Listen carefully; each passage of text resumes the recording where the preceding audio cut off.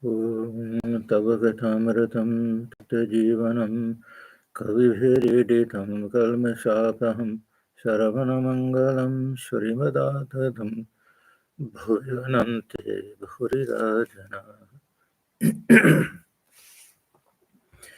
Your words are like nectar, bring life to scorched souls. They are praised by poets and remove all sin.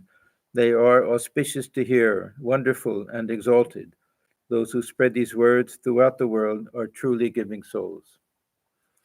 Welcome to our class on the Gospel of Sri Ramakrishna. We are on the chapter, the Durga Puja Festival, and it's the top of page 570. The date is Monday, September 29th, 1884. This is the third day of Durga Puja. We saw earlier on the second day, Sri Ramakrishna went to Ram's house, and then from Ram's house he went to Adhar's house, and then came back to Dakshineswar. So they're now in Dakshineswar, and Bhavanath is there, and M, of course, is always there, and Hazra is there, and some others.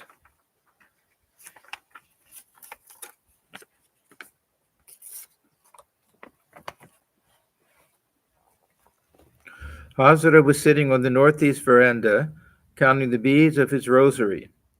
The master went and sat in front of him, taking the rosary in his own hands. Master to Hazra, you see, I cannot use the rosary. No, perhaps I can. Yes, I can with my left hand, but I cannot repeat the name of God with it. Now, why can't Sri Ramakrishna use a japamala? This is a japamala that Hazra is so fond of that all the way sitting outside of Sri Ramakrishna's room making japa with his mala. And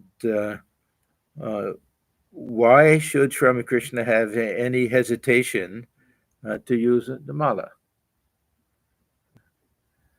The only possible reason that I can see is that he had transcended that stage of what he called Vaidhi Bhakti.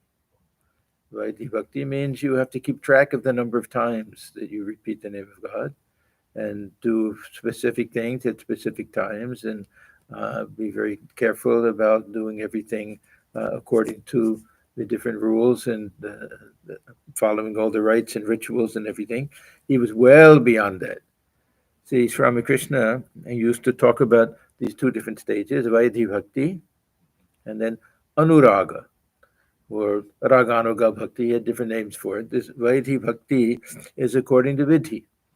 Vidhi means that something is prescribed, that you have to do, repeat your mantra a certain number of times, and you can keep track on your fingers or you can keep track with the mala.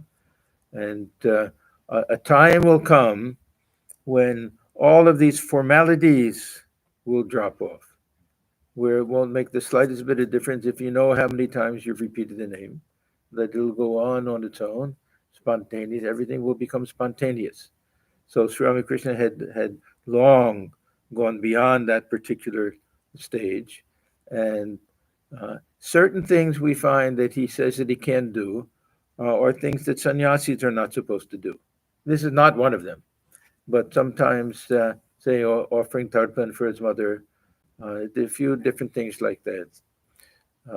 So here, I think it's too much of a formal type of thing. When that love spontaneously blossoms in the heart, then who cares about counting the number of times you repeat the mantra using the mala. Yeah. Why would you could do it with the left hand? Left hand, because it's a little bit unorthodox. Yeah, I don't know. I don't think there's any special thing about left hand or right hand, just that he can do it in the ordinary way. Yeah, who knows what's going through his mind at that time with the left hand. Yeah. Not anything left hand is impure, and he's nothing like that, as far as I can tell. With these words, Sri Ramakrishna tried to perform a little japa, but hardly had he begun when he went into samadhi. Yeah, so his case was completely different. We perform japa. Yeah, no one should think that there's something wrong about using the mala. Yeah, for many people, this increases devotion, and mala becomes our friend. Yeah, and it's part of our spiritual practice. Other people, it's a little bit of a distraction. Yeah, sometimes they're told if it's a distraction, count on your fingers. There are different ways of keeping track. Or don't worry about the number. Uh, some even say, Mahapurush Maharaj, use the clock. Yeah, if you're supposed to do a certain number of rounds of the mala, and you know it takes a certain amount of time, then just once 20 minutes, half hour has gone by, and you know that you fulfilled your quota. Others will say no. And now others will say, if you start using a mala, you have to keep using it. Yeah. Don't let the mala starve. You have to feed it every day. There's some expression like that. Swami Swanaji used to say that. Yeah. So we see many sadhus who are very highly spiritually advanced, they still use mala. Okay. Yeah, they'll still use mala. So there's a certain way that the hands participate in this divine repetition of the name, and I've mentioned before a very beautiful book. It was really lectures that were transcribed of Swami Shraddhanandaji. I think Seeing God Everywhere, and the beautiful lectures, now chapters, on repetition of the mantra using the mala. And he says that we use that, and it's we're participating in there's a whole divine, a cosmic mala, that the turning of day and night, and the sun, earth going around the sun, is all the same. This repetition, the name of God, and turning one beat of another, and everything going in a circular manner and everything. So it's a very beautiful poetry behind it, using the mala. And then the mala itself becomes sacred to us. Yeah, the name of God is and if we say Guru asks us to take his mala to him, we get to hold it. So we feel it's something very sacred. But for Sri Ramakrishna, it wasn't that Hazra was a rascal or anything like that. I think it was just that for him, the mind goes into samadhi at a drop of a hat. Why does he need to do anything like this? So we see, hardly had he begun when he went into samadhi. He sat in that state a long time, still holding the mala in his hand. Yeah, when this translation was done, the people didn't know mala. They knew rosary. This was written for American people, the translation, Swami Nikhilananda in the 30s. Yeah, so they used the term rosary. And rosary is the Catholic Church. Prayer beads, yeah. And so many traditions have this, yeah. Islam, it's also very important, yeah, using the prayer beads. The devotees looked at him with wonder in their eyes. Hazra also watched the master without uttering a word. After a long time, Sri Ramakrishna regained consciousness of the outer world and said that he was hungry. He often said such things to bring his mind down to the normal plane. M was going to bring something for him to eat. The master said, no, I shall first go to the Kali temple. Yeah, there's another instance where Sri Ramakrishna had said that he was hungry. Somebody wanted to get something, and then said, no, he just says that when he comes down. And he was actually hungry. So, so he was a little unpredictable sometimes. He went across the cement courtyard, this is from his room, toward the Kali temple. On the way, he bowed with folded hands to the 12 Shiva temples. Yeah, this Rani Rashmani had this vision. that Shiva and Kali and Krishna would all be worshipped there. There would be the Vaishnava and the Shakta and the Shaiva tradition. So there's a line when you walk through the main entrance into the courtyard. There are 6 to the north and 6 to the south, all different Shiva lingams. And Sri Ramakrishna would sometimes go and just sit for some time there on the steps in front of it, and yeah. So he bowed with folded hands to the 12 Shiva temples. Not exactly temples, but anyhow. On the left was the temple of Radha Kanta. So this will be the combined image of Radha and Krishna. He went there first and bowed before the image. Then he entered the Kali temple and saluted the mother. Sitting on a carpet, he offered flowers at the mother's holy feet. Now remember, this is the 3rd day of Durga Puja, of the worship.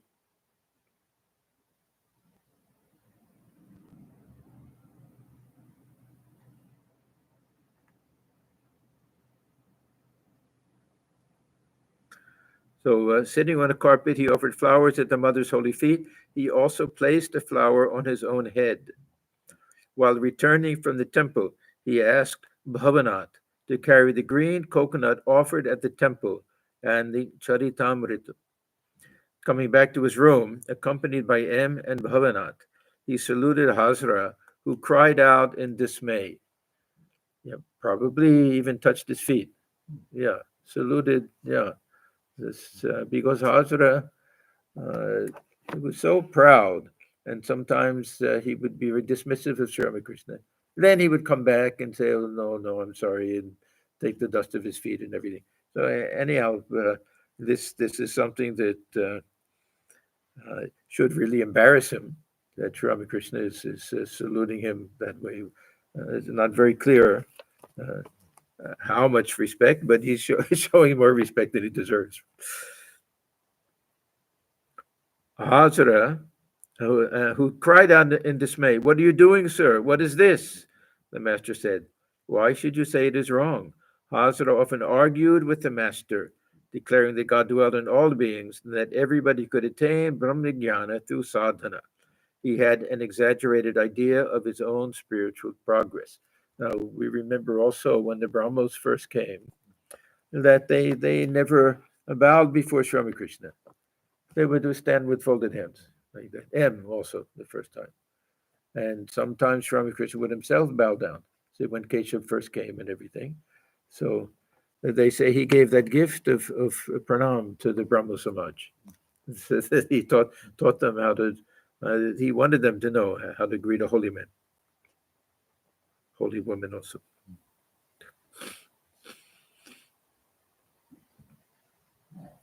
It was about noon. The gong and bells announced the worship and offering in the various temples. The Brahmins, the Vaishnavas, and the beggars went to the guest house to have their midday meal. The devotees of the master were also to partake of the sacred offerings. He asked them to go to the guest house. To Narendra, he said, "Won't you take your meal in my room?" "All right, Narendra and I will eat here." Yeah, Sri Ramakrishna, he never went to, there was no dining hall or anything for him. The food would be taken to his room, and he would sit on the floor and take the food there. Holy Mother generally would bring it for him.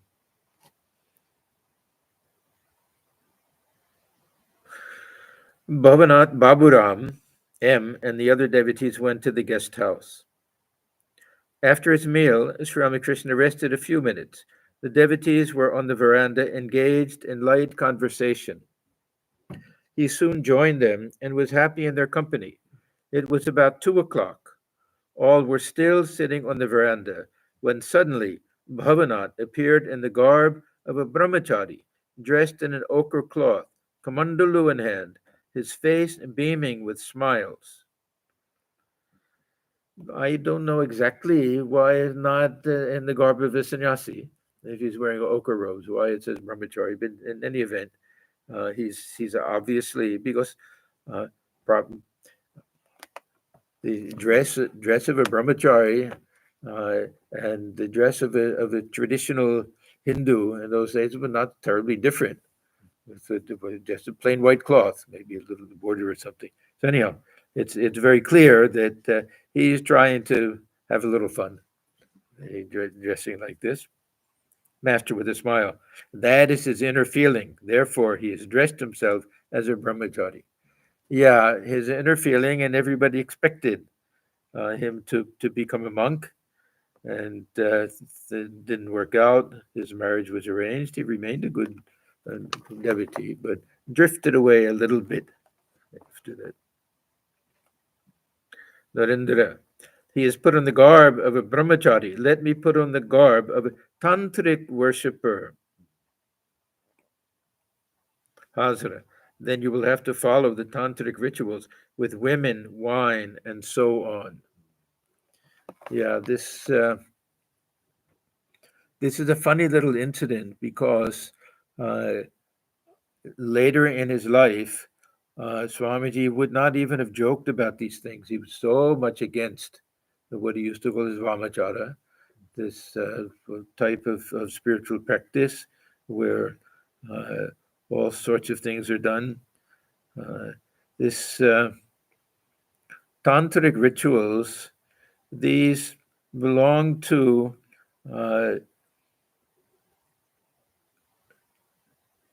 some of the texts that they find them in. I don't know very much about these things. There were 64 different tantric rituals that Sri Ramakrishna himself practiced, all sorts of different things. But these tantric practices are equally divided among the worshippers of the Divine Mother, the Shaktas, and also the Vaishnavas. Yeah. Anyhow, there'll be a little bit of a discussion with all of this. Anyhow, the conversation is going a little bit in a funny direction. Sri Ramakrishna is not going to be very happy about this. Sri Ramakrishna did not encourage the conversation. Indeed, he made fun of it. We don't know what he did or how he did it. That's the end of it. Suddenly, the master began to dance in an ecstatic mood. He sang, "Mother, thou canst not trick me any more, for I have seen thy crimson lotus feet." The master said, "Ah, how wonderfully Raj Narayan sings about the Divine Mother." Yeah, this Raj Narayan's Chandi. For some reason, he was famous for that during that particular period. I don't know anything else about him, but there are several references to that. He sings and dances that way. The music of Nakur Acharya at Kamarpukur is also wonderful. Ah, how beautiful his singing and dancing are. A sadhu was staying at the Panchavati, but he was a hot-tempered man. He scolded and cursed everyone. Yeah, there are sadhus like that. Yeah. He came to the master's room wearing wooden sandals and asked the master, "Can I get fire here?" Sri Ramakrishna saluted him and stood with folded hands as long as he remained in the room. When he had left, Bhavanath said to the master with a laugh, "What great respect you showed the sadhu." Yeah, we saw last time this Bhavanath, he spoke very, very freely with Sri Ramakrishna. Yeah, we have different types of devotees. Their relationships are all different. This Ram, he loved to cause trouble. This is Sri Ramakrishna gossiping about other people. This Bhavanath liked to tease a little bit. Yeah. Swamiji liked to argue. They were all a little bit different.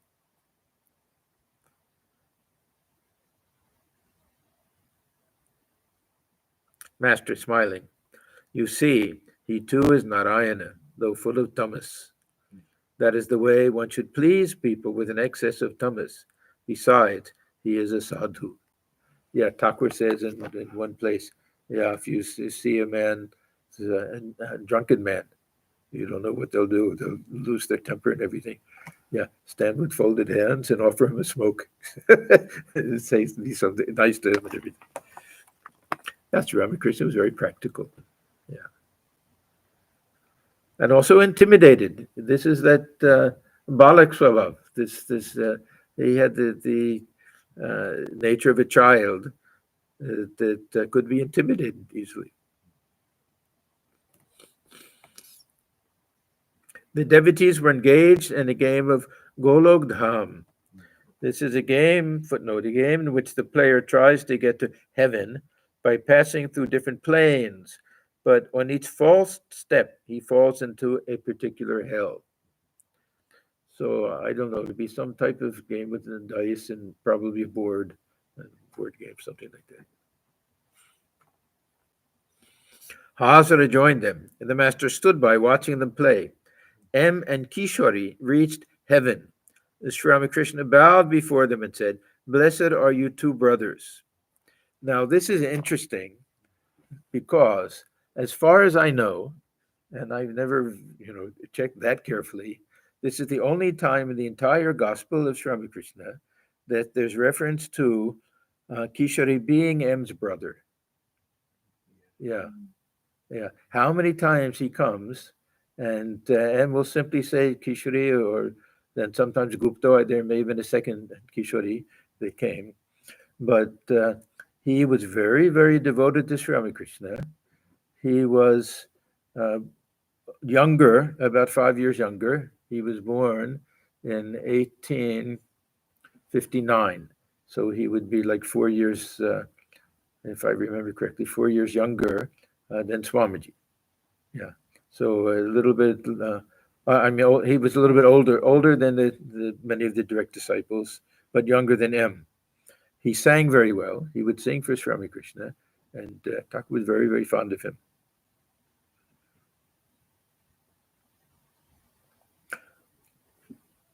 "Blessed are you two brothers," he said to M aside, "don't play anymore." Now, I don't know why exactly, but he knew what was good for everybody, for their spiritual mood and attitude. Yeah, he didn't have to explain himself all the time. Hazra fell into hell. The master said, "What's the matter with Hazra again?" No sooner had Hazra got out of hell than he fell into it again. All burst into laughter. Latu, at the first throw of the dice, went to heaven from earth. He began to cut capers of joy. "See Latu's joy," said the master. "He would have been terribly sad if he hadn't achieved this." Yeah, Latu, of course, also had a very childlike nature, aside to the devotees. This too has a meaning. Hazra is so vain that he thinks he will triumph over all, even in this game. This is the law of God, that he never humiliates a righteous person. Such a man is victorious everywhere. Sri Ramakrishna was sitting on the small couch in his room. Narendra, Baburam, Bhavanath, and M were sitting on the floor. Narendra referred to various religious sects, the Ghoshpara, Panchanami, and others. So he didn't get the hint, Narendra. He didn't get the hint earlier that Thakur wasn't encouraging that type of conversation. These are all these groups that have these kind of left-handed type of spiritual practice. Sri Ramakrishna described their views, so he's a little patient. He's patient. Described their views and condemned their immoral practices. Yeah, so for the Shaivas and Shaktas, they would kind of take the attitude of Shiva and Shakti, or Shiva and Parvati, something like that. And for the Vaishnavas, take the attitude of Krishna and the gopis, or Radha. And very often, I would say most of the time probably, it was not husband and wife. It could be husband and wife. But these were those who just followed these particular sects. They were well known, but they probably did a lot of things at night in secret and in private, and would drink wine. There's something called the Panchamakar, the sadhana, 5 M's, Matsya, Manksha, Maitunya, all different things, taking fish and meat and sexual practices and wine. Yeah. But so these were things that Swamiji later he spoke probably more strongly against this than anything when he was talking in India, in Kolkata especially. he said, "You people, you give these horrid Ramachara books to your children to read these things." So he later he really couldn't bear these things. These are old things. They say that among the Shaktas, these things were prevalent at the time of Chaitanya Deva, and that's one of the reasons why he was so particular about purity and everything. So this tantric tradition, they have this pashubhav, kind of animalistic type of attitude, virabhava, the heroic attitude, and then very sweet kind of, I think, devabhava, they call it. So there are different ways to worship. In the gospel, in the Great Master, in the Lila Prasanga, Swami Sharanandaji, he says that Sri Ramakrishna was one day talking about these things, and all these educated young men, they turned their nose up. They made fun of it. More than that, they really criticized. And Sri Ramakrishna said, "No, this is also a path." So he was so liberal. This is also a path, but it's not a clean path, and don't follow it. But he said, for some, this may also be a path for them. And then he gave that example that this in the old days, the uh, toilets would be in the back of the house. There'd be a back door. The scavenger could come and clean out the bathroom from that back door. So he said, you can even enter the house through that back door that goes through the latrine area.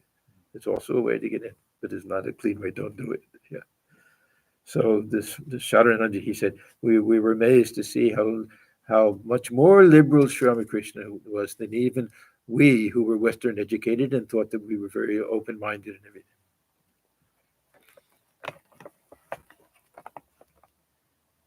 But anyhow, it says strongly, he condemned their immoral practices. He said that they could not follow the right course of spiritual discipline, but enjoyed sensuous pleasures in the name of religion. Now, one of the leaders of this Goshpara community was a Vaishnava who was Ramakrishna's very good friend.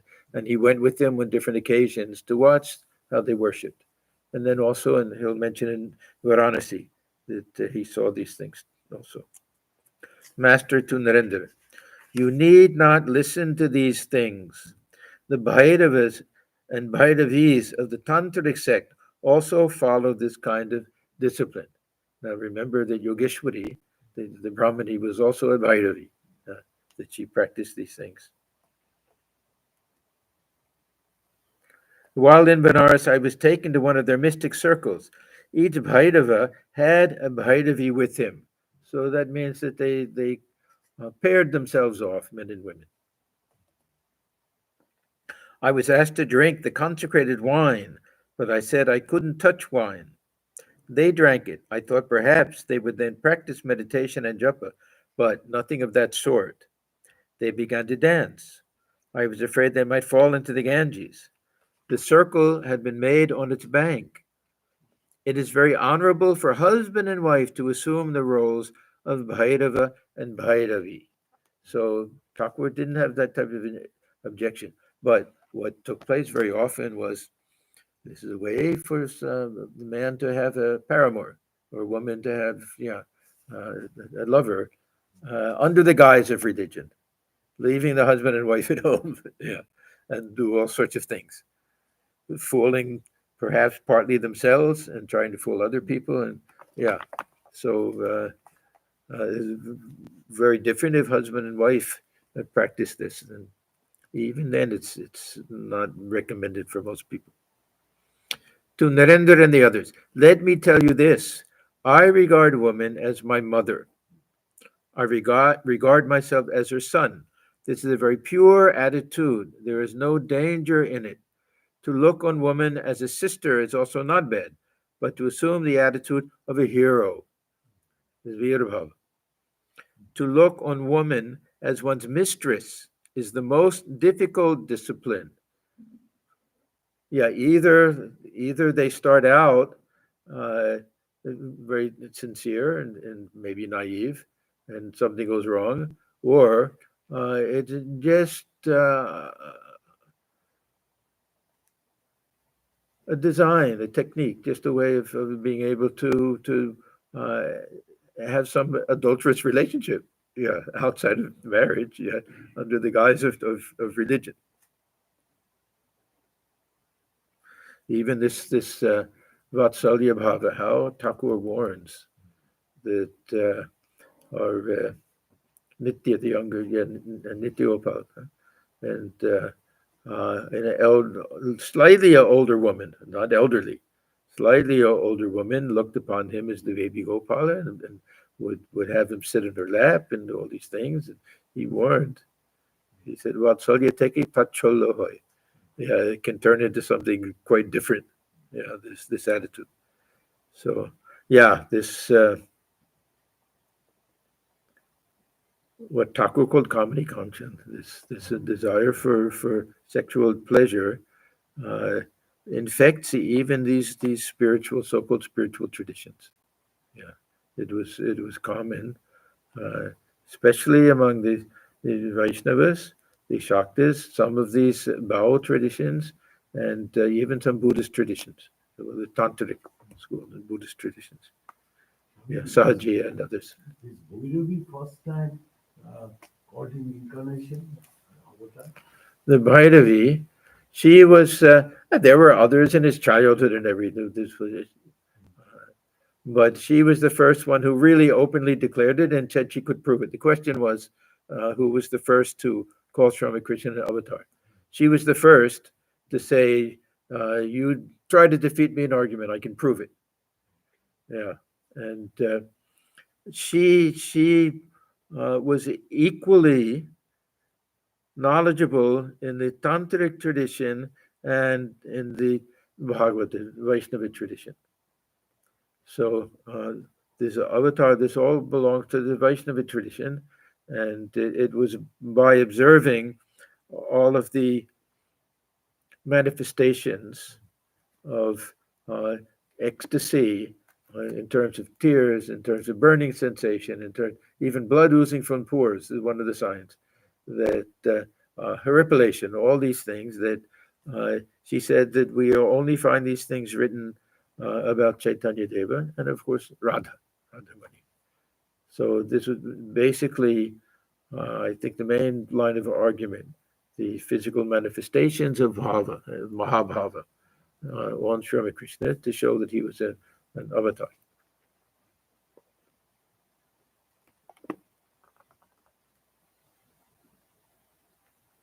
Tadak's father followed this discipline. Now, the Tadak's father, that is Swami Shivananda, Mahapurush Maharaj, was not a hypocrite. He was a very, very devout and serious spiritual seeker. And when Sri Ramakrishna met Tadak, he asked him about his family and everything. And when he heard about that, he said, "Yes, I knew your father.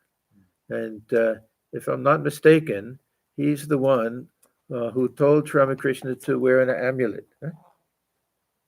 Anybody? Yeah, when he had that burning sensation. So he was very helpful, and Sri Ramakrishna was very highly respectful, very fond of him. Yeah. So Tadak's father followed this discipline. It is very difficult. In this form of sadhana, one cannot always maintain the right attitude. There are various paths to reach God. Each view is a path. It is like reaching the Kali temple by different roads. But it must be said that some paths are clean and some dirty. It is good to travel on a clean path. Yeah, not only that, but there's every chance with anybody who tries to follow these other paths that they'll slip. That's all. That it may be possible to follow this path and get to the end, but there's too many pitfalls. You can just, whole life can be ruined.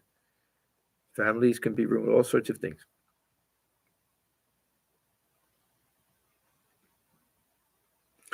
Many views, many paths. Yeah, this one of the teachings of Sri Ramakrishna that he's best known for is the Jotomat, that we argue about all these different religious traditions and different schools of Vedanta and everything, that which one is the right one, which one is the true one. And Sri Ramakrishna said, you're looking at it the wrong way. That the truth isn't to be found in these. These are the things that lead us to truth. Yeah. That these are the ladders, the stairs that get us to the roof. That's what they're good for. Don't get stuck on them and think that they confuse the means with the ends. Don't confuse them. Yeah, we try to make them one. That's what Swami's idea. But don't think that each one has any special claim to truth. There's all different ways that one can have that realization. Many views, many paths, and I've seen them all, but I don't enjoy them anymore. They all quarrel. Now, when he says he doesn't enjoy that, that means the sectarian followers of these different paths arguing that ours is best. And otherwise, he enjoyed all of them. Yeah, whenever he was in the mood of the child or in the mood of motherly mood or anything, that he could enjoy God through all different paths. But he didn't enjoy all these quarrels and everything, and constantly having to tell people, yeah, whether the Vaishnavas came or the Brahmos came or the Shakta, didn't matter. He had to constantly keep telling people, and don't think that your view alone is right. Yeah.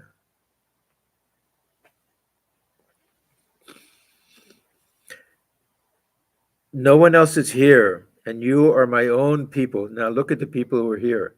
Baburam is here. M is here. Who else was? Narendra is here, and one else. Who else was there? We saw. Yeah, Hazra will forget, but of the outsiders who came, yeah, these are all the inner circle people. These are all the antarangas. Yeah, yeah. Very often, Sri Ramakrishna would say that.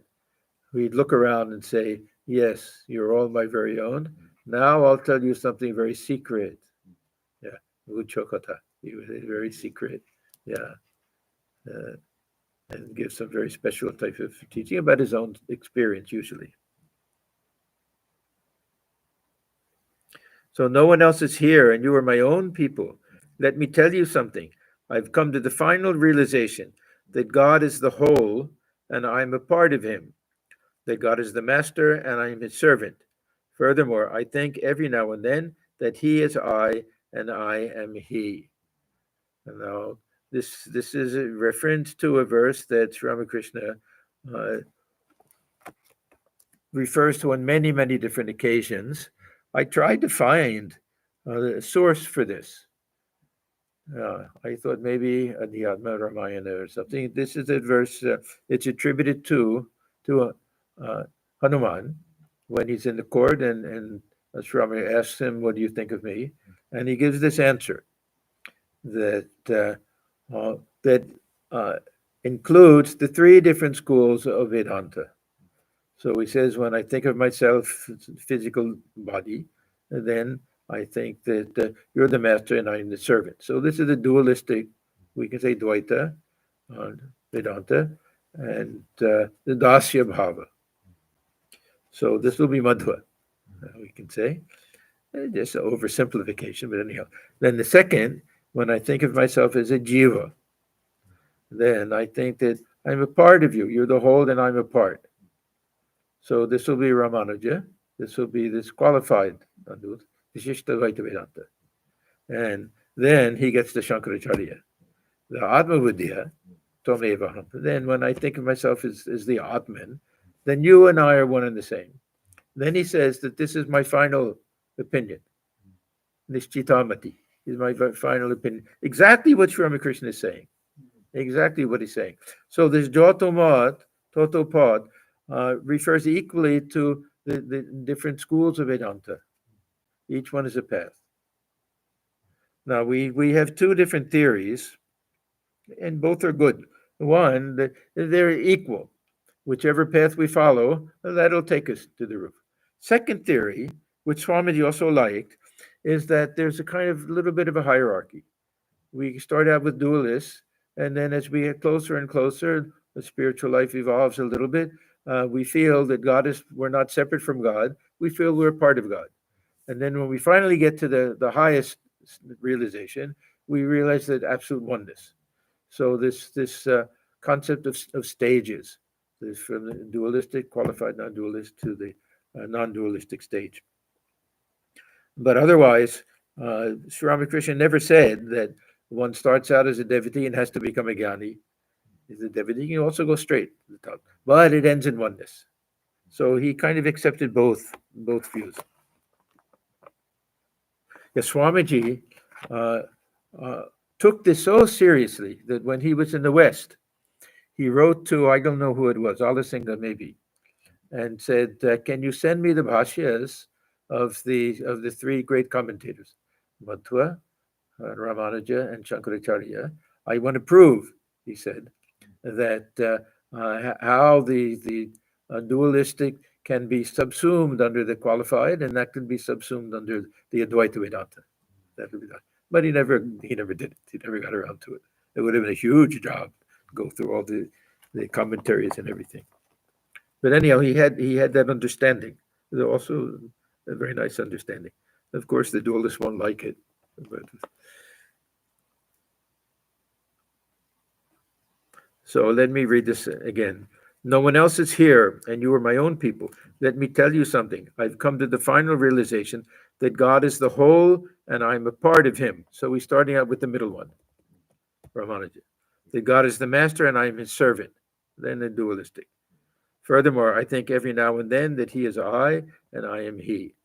So this is final realization, but it's three realizations from three different standpoints, or depending upon his mood at the time and his sense of identification, or what level the Kundalini has risen to, he sees the world differently. Yeah. So he liked to keep the mind down a little bit to have this relationship. He used to say that, the mother-child relationship, the dualistic relationship. But Sri Ramakrishna's devotional relationship was always grounded in this oneness. So he that's why his bhakti was not a traditional dualistic type of bhakti. It was always grounded, always with this idea that the eye of the devotee is just a little stick on the surface of the water, that beneath that there's oneness. The devotees listened to these words in deep silence. Bhavanath, humbly. "I feel disturbed." Yeah, Bhavanath, every once in a while, gets serious. Mostly he jokes around a lot. Humbly, "I feel disturbed if I have a misunderstanding with someone. I feel that in that case, I am not able to love all." He had a soft nature. He and Narendra Swamiji were very, very close friends, and Sri Ramakrishna encouraged it. Yeah, Sri Ramakrishna, he had this theory that every pot has a lid, and that there were different devotees that either they had the similar spiritual attitude or complementary, and it was helpful for them to keep company with each other. So he was happy when this Bhavanath and Narendra, to see them together, that they had different. Bhavanath had a womanly type of nature, and Narendra masculine type of nature, but both were similar in their spiritual outlook. So Thakur was happy to have them have that friendship there. Even when Bhavanath kind of drifted away, especially the Kashipur period, Swamiji remained close friends with him.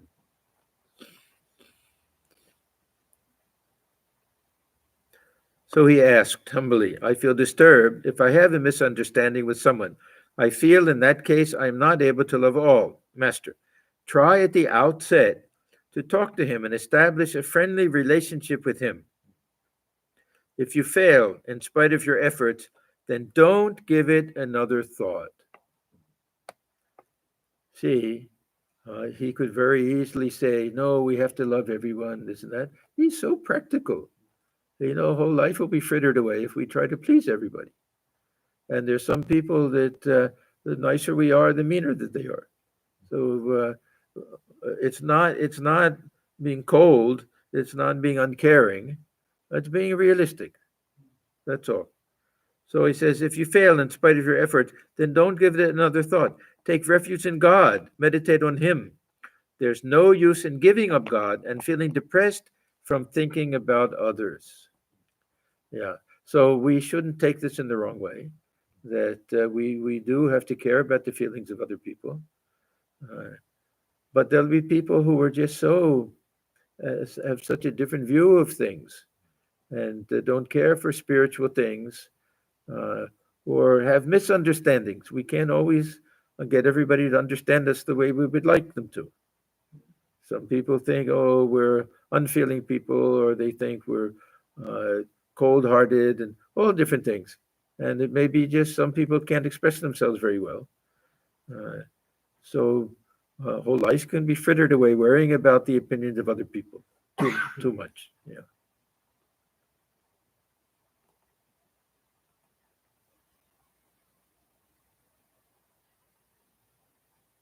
Bhavanat.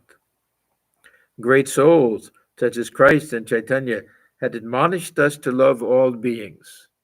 Okay, so he's arguing a little bit. He's saying, yeah, that you're probably saying this to me because you think that I'm not capable of really loving everybody, and you don't want me to feel too bad and everything. But is that really the highest teaching?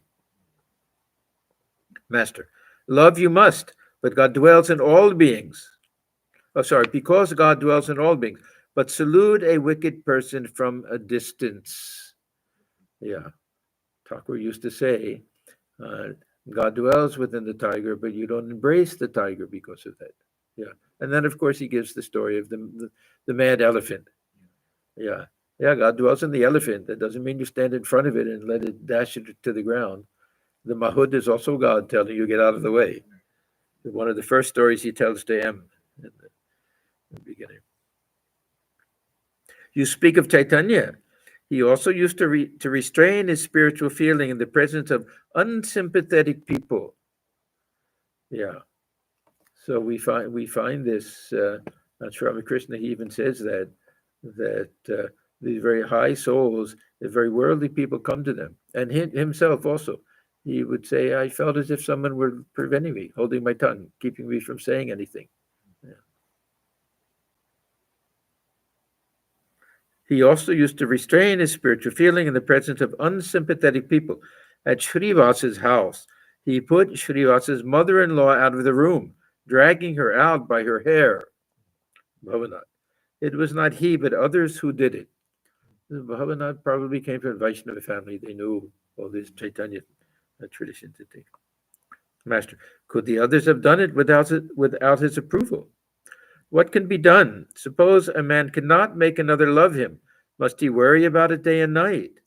Must I waste my mind, which should be given to God, on useless things? I say, O mother, I don't want Narendra, Bhavanat, Rakal, or anybody. I seek thee alone. What shall I do with man? Yeah, of course, that's in one mood. Others he couldn't bear not having them around. Yeah, sometimes we have to make an attempt. People that we may feel we did nothing wrong, but the other people are hurt, and we have to make an attempt to make amends sometimes. Swallow our pride. Yeah, there's no harm. We don't lose anything. We don't lose anything. But if that doesn't work, then we drop it, and we'll feel better. At least we tried. Yeah.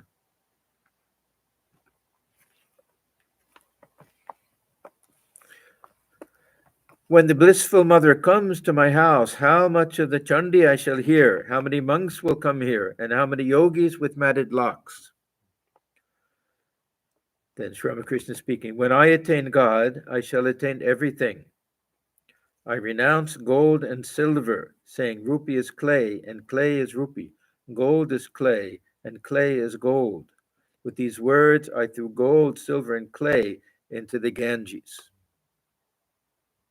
Yet people wonder about this, and people don't like this. And people criticized him, but you can do so many good things with money. First of all, he's doing it one time, just to make a point.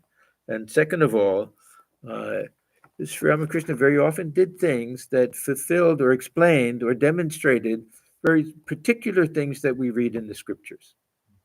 So there's a verse in Gita which says that to the God-realized soul, that a rock, a piece of stone or something, a clump of grass, and gold are all the same. It's the same sided with regard to all of them. All of them are different combinations of the elements. That's all, or the three gunas. That's all. Not one of them is any better than the other for helping us in our spiritual path. From that point of view, yeah, no distinction. We can't be tempted anymore by gold than by a block of stone or anything, by gold or anything. None of them will tempt us. We see them with that same-sidedness. So this is my personal feeling, that he performed that one particular thing, knowingly or not knowingly, to demonstrate the truth of that one verse from Gita. Yeah.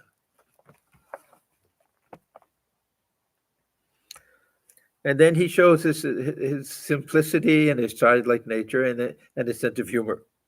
Then I was afraid at the thought that Mother Lakshmi might be angry with me because I had treated her wealth with contempt, that she might even stop my meals. Was he really worried? And these thoughts came into his mind. So I prayed to the Divine Mother, "Oh, Mother, I want thee and nothing else." So he's not praying to her, "Don't stop my food." He's saying, "I want thee and nothing else." I knew that by realizing her, I should get everything. Now, Thakur did not like this idea, realizing God will become prosperous and get money and this and that. He doesn't mean that. He doesn't mean that at all. You remember when M went to hear Keshav give lectures every day for the Navaratri, and one of the things he said was, Ma Durga is also Ma Lakshmi, and by worshipping Durga, we also get wealth and other things. She's also Saraswati, so we'll also get wisdom and learning and everything. And Sri Ramakrishna simply said, don't go here and there, just come here. Yeah. So he wasn't very happy with that idea. That was also Hazra, that God has the six Aishwaryas, these divine powers and things. By worshiping God, we can also get these powers and things. He did like that idea. Bhavanat smiling. This is the shrewd calculation of a businessman. He's poking him. He's just having fun. Master smiling. Yes, that is so. I agree. Once the Lord was pleased with a certain devotee. He appeared before me and said, he appeared before him and said, "I'm very much pleased with your austerities. Ask a boon of me." The devotee said, "O Lord, if you are gracious enough to give me a boon, then please grant that I may eat from gold plates with my grandchildren." One boon covered many things: wealth, children, and grandchildren. All laugh.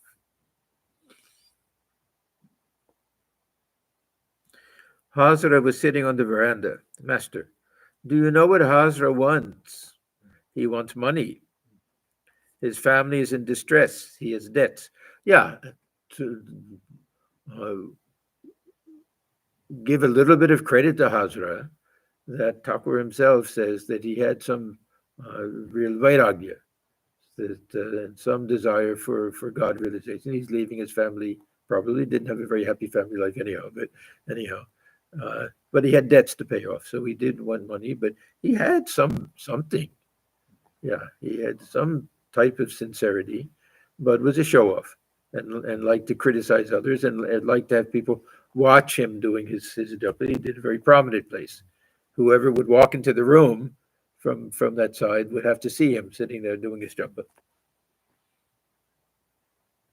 Do you know what Hazra wants? He wants money. His family is in distress. He has debts. He thinks that God will give him money because he devotes himself to japa and meditation. A devotee. Can't God fulfill a devotee's desire? Now, this is probably M, because we know how many, there's so few people in the room, and he's giving everybody's name. Sometimes when it says a devotee, it means him. Can God fulfill a devotee's desire? Master, if it is his sweet will, but God doesn't take entire responsibility for his devotee unless the devotee is completely intoxicated with ecstatic love for him. Okay, so that eliminates 99.99999% of people in this world.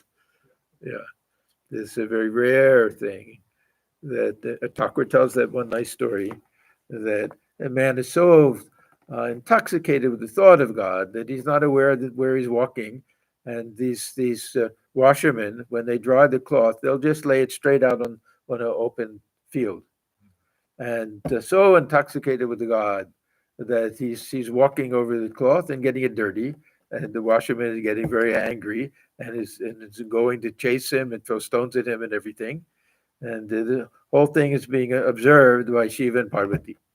So Shiva says, "Hold on a minute," or Narayana, I don't remember. He says, "Oh, wait a minute, my devotee is in trouble. I'm going to go help him." And then quickly he comes back.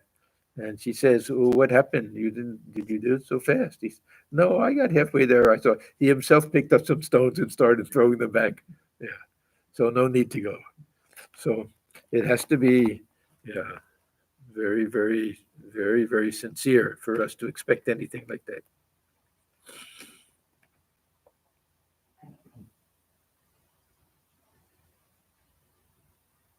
But God doesn't take entire responsibility for a devotee unless the devotee is completely intoxicated with ecstatic love for him. At a feast, it is only a child whom one takes by the hand and seats at his place. Yeah. A small child can't do it on his own. Yeah, has to rely and have the perfect surrender to others. Who does this with older people? Not until a person thinks so much of God that he cannot look after himself does God take on his responsibilities. Hazra doesn't inquire about his family. His son said to Ramlal, "Please ask father to come home. We shall not ask anything of him." These words almost brought tears to my eyes. Hazra's mother said to Ramlal, "Please ask Pratap." Pratap was his name. Pratap. "Please ask Pratap to come home just once. Also ask your uncle," that means Sri Ramakrishna, "to request him to come home. I told him about it, but he didn't listen to me." Yeah, this is also one of the small themes that runs through several references and several times that Sri Ramakrishna tries to persuade him. And Narendra was a big friend of Hazra.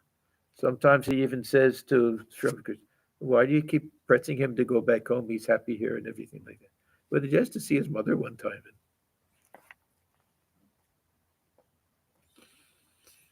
Is a mother to be trifled with?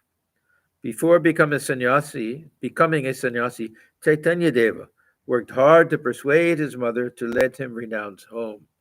Yeah, we know the story. All of the other children had died, except his older brother, who also became a sannyasin. If he left, there'd be no one at home.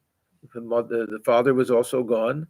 So we imagine the plight of the Sati Devi. So a horrible thing for him to have to tell his mother, "I'm also leaving home, becoming a sannyasin." Yeah. And he was also married. His first wife died of snake bite. The second marriage was arranged with Vishnu Priya.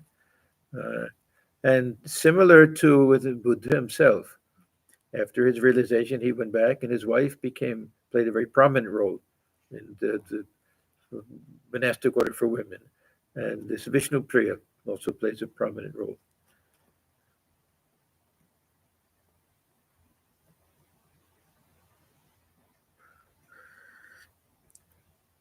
So, is a mother to be trifled with? Before becoming a sannyasi, Chaitanya Deva worked hard to persuade his mother to let him renounce home.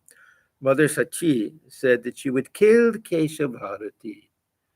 He's the one who gave sannyasa. There are all these songs that how Chaitanya Deva left in the night and went to Keshav Bharati's hut, and how he received the vows of sannyasa that night and everything. So Mother Sachi said she would kill Keshav Bharati. Chaitanya Deva did his utmost to persuade her. He said, "Mother, I shall not renounce home if you won't let me. But if you compel me to lead a householder's life, I shall die.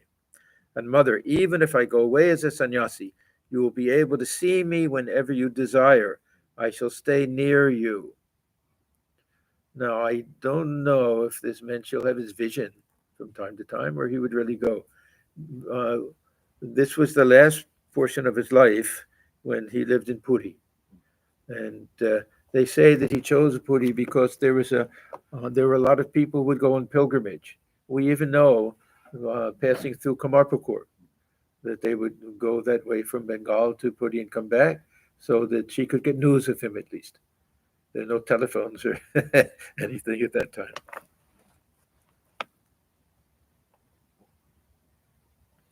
I shall see you every now and then. Only when Chaitanya explained it to her, thus did she give her permission.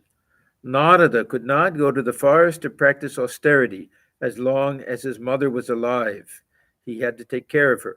After her death, he went away to realize God. So, and then of course we know how devoted Swamiji was to his mother. Yeah. There's tremendous devotion to his mother. There's a very beautiful small book written by Swami Tathagatanandji on Swamiji's devotion to his mother. Yeah.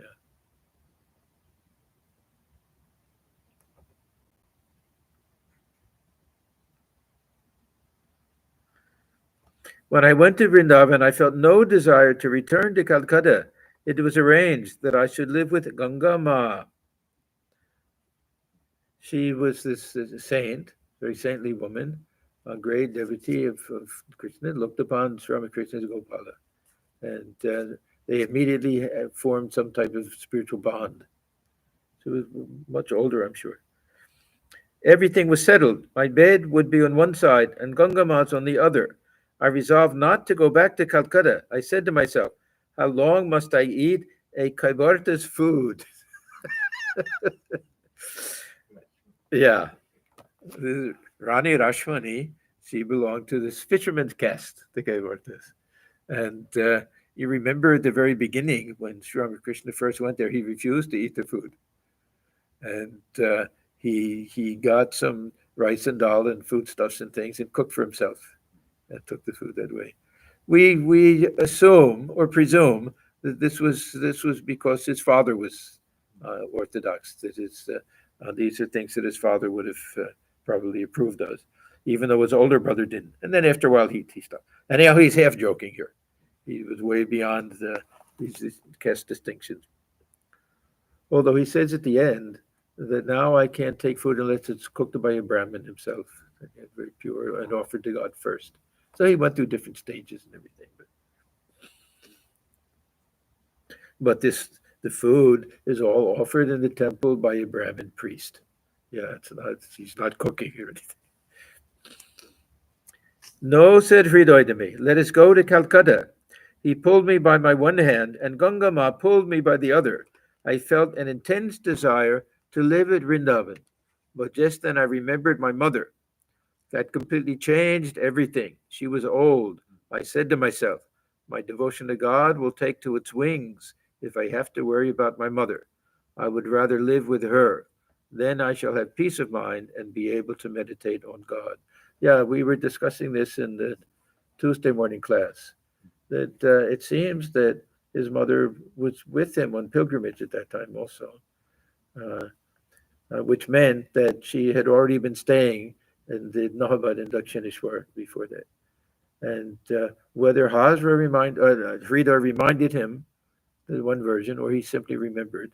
But anyhow, when he thought of his mother, then he decided not to do that. Okay, we can stop here. We're stopping at the top of page 574.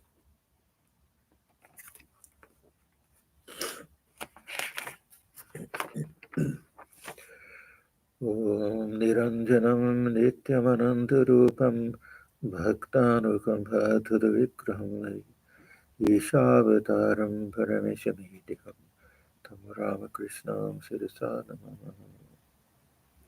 We bow our heads before Sri Ramakrishna, who is stainless, of infinite nature, whose heart melts in sympathy for his devotees, who is an embodiment of the divine and the Supreme Lord, and ever worthy of our worship.